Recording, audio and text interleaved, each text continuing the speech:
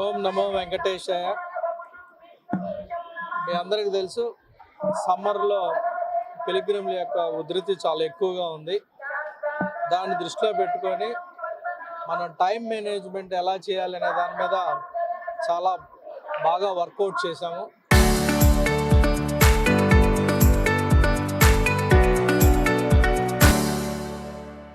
ప్రతిరోజు కూడా దాదాపు 15,000 మందిని ఎక్స్ట్రా దర్శనం చేయించే విధంగా చర్యలు చేపట్టడం జరిగింది. నిన్న గురువారం జనరల్గా దర్శన టైం తక్కువగా ఉన్నా కానీ మొదటిసారిగా దాదాపు 79,000 మందికి దర్శనం చేయించాం. ఇది ఒక రికార్డ్ అని చెప్పొచ్చు. దీనికి ప్రధాన కారణం ఏంటంటే టైం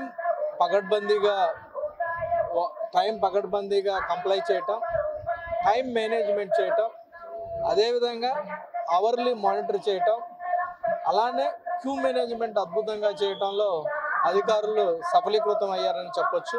ఇదంతా కూడా ఒక టీమ్ ఎఫర్ట్ అని ఈ సందర్భంగా తెలియజేస్తూ, ఈరోజు ఫ్రైడే అభిషేకంలో కూడా డిస్క్రిప్షనరీ కోటాని కంప్లీట్గా రేషనలైజ్ చేసుకొని ఆన్లైన్ ఎప్పుడైతే బుక్ అయిందో వాటిని మాత్రమే అలో చేస్తూ దాదాపు 5,850 మందిని రికార్డు స్థాయిలో అభిషేకంలో కూడా దర్శనం చేయించడం జరిగింది.